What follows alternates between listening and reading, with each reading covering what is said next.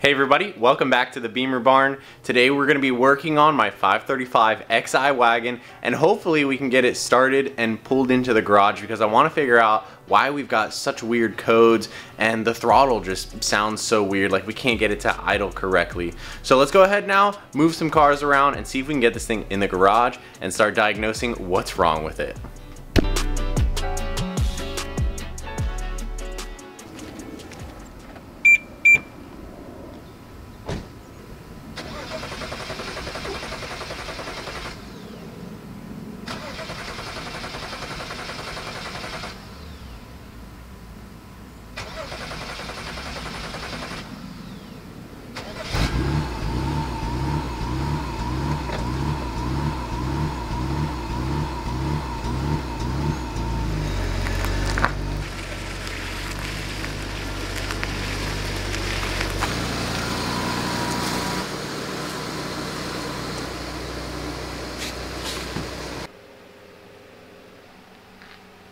Alrighty, now it took a few tries to get it started there, and based off of the codes that we were getting, that's making me think that we should probably start looking at that crankshaft position sensor, because commonly what will happen when you have a bad crankshaft position sensor is that it will not be able to read the tooth on the flywheel to tell the car where the crankshaft is and when to start igniting the coils and the injectors and the spark plugs and all that good stuff. So if it doesn't know where the engine is, it's not going to try to turn it over. Eventually it'll kick over. Maybe it's just starting to go out, so it might read one of the teeth or a few of them in a row and start the engine, and then you'll get an engine malfunction where, you know, the timing, it's not sure of things. So when you stop the motor again, it might not start up. So I'm thinking that's the first issue that we should look at. Why don't we go ahead and pop the hood and start tearing things apart.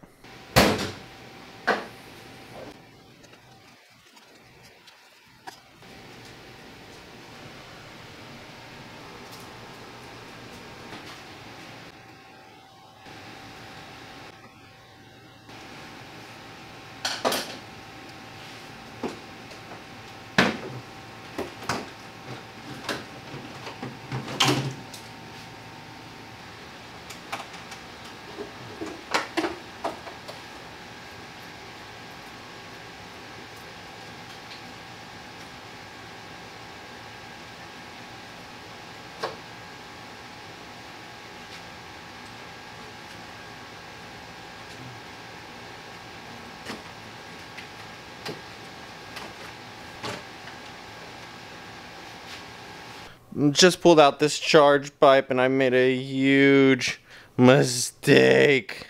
This thing was full of oil. I mean, it was just kind of accumulating right here. Oh man, these turbos are really bad. So I assume if you were driving, it's probably going to, you know, pressurize and charge that oil up into the intake. So that's why it wasn't burning that bad before. But man, let's keep going though. I want to see if I can look at this throttle body, but let me go ahead and clean myself up first.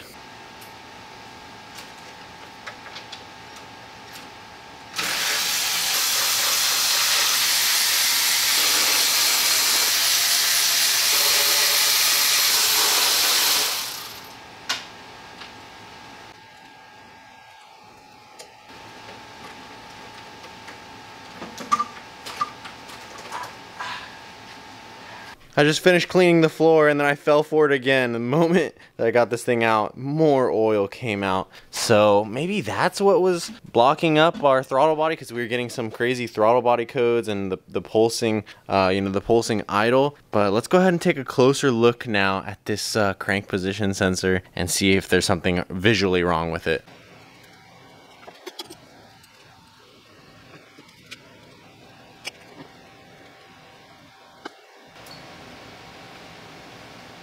So here is our crank position sensor. You'll see that this one is nice and oily because we just removed it. It does go into the engine, which is why it's oily on this side, but the outside was a little bit wet, I think because the boost pressure was making oil leak out onto the side of the block here, and it's pretty apparent as well. You know, it's just kind of coating the motor and like the high pressure pump, the harness, everything down here.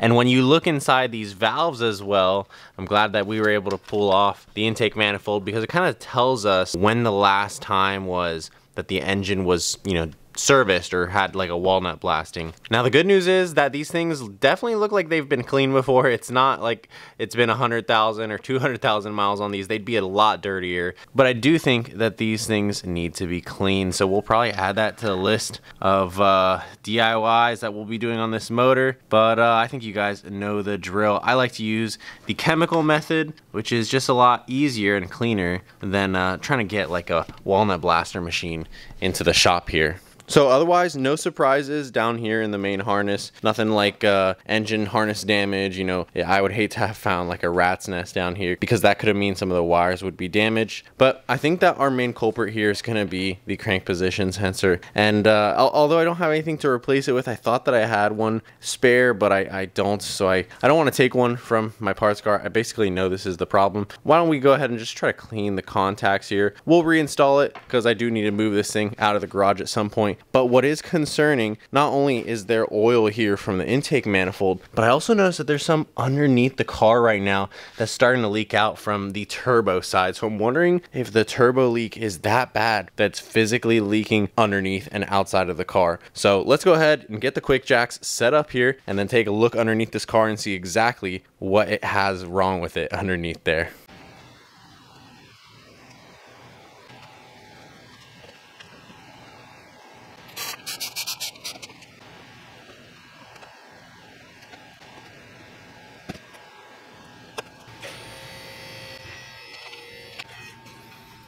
All right, now the quick jacks were struggling for a second there to lift up the car. Not really struggling, just I noticed that it was slower than usual. And come to think of it, I'm checking the gross vehicle weight of the car, and this thing weighs 5,300 pounds. That's 500 pounds more than my X5. I can't believe that. This thing is a big, heavy car, you know, and I guess, wow, I honestly can't believe that this is heavier than my X5 out there. But yeah, anyways, look, this is the oil spill from the intake manifold and the charge pipe, and this is new. This is just from the car sitting parked here. I'm guessing, you know, since we didn't have them in the street, this is probably something getting pressurized and then starting to leak just from the few seconds that this car was sitting here, you know, idling, I guess, running and pulled into the garage. So let me go ahead and poke under there really quickly. I think this quick jack should hold pretty solid. And yeah, let's find out what that oil leak is coming from.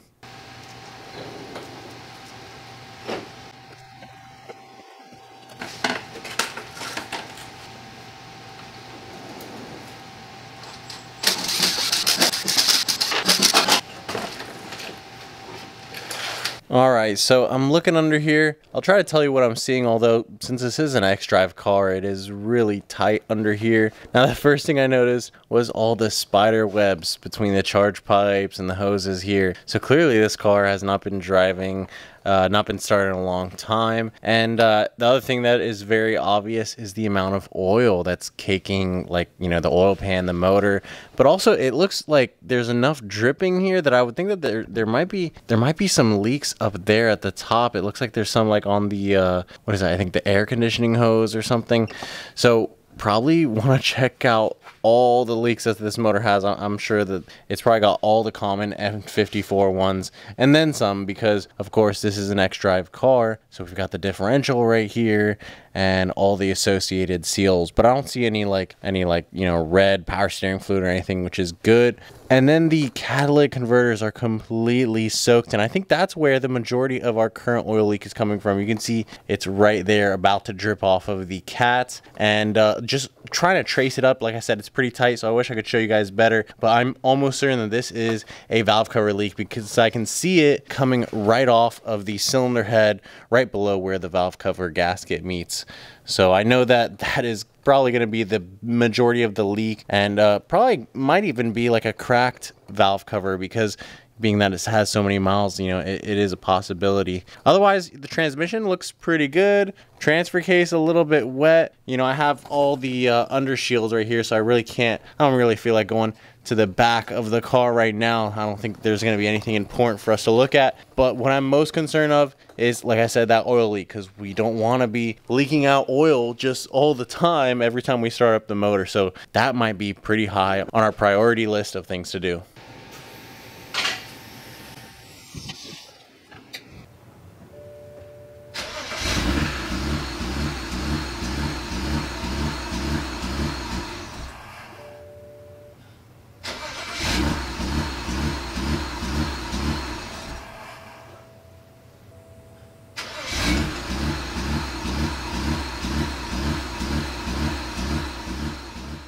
So wouldn't you know, it looks like we were able to fix the crankshaft position sensor for free, I guess just by cleaning it or dumb luck. I think I'm probably gonna have to order another one of those sensors brand new because it's probably on the way out anyways. And now we know that we have an intense valve cover gasket leak. I'm thinking that it might be worth it for us just to buy a brand new valve cover since these things commonly crack, and the one on my car, I think it's probably original. I hope you guys enjoyed this video though, of us finding out exactly what was wrong and keeping us from getting this car started. And it looks like the throttle body as well, because although we did get it to start 4 times in a row there, the throttle body is still probably bad. So I'll probably swap in the throttle body from my 335i wagon just to see. Maybe it's a harness issue, hopefully not. But let's go ahead and figure that out next, and then we'll go from there. Hope you guys enjoyed the video. Be sure to leave a like or a comment down below and subscribe if you're new and you haven't yet. And as always, hope you guys have an amazing day.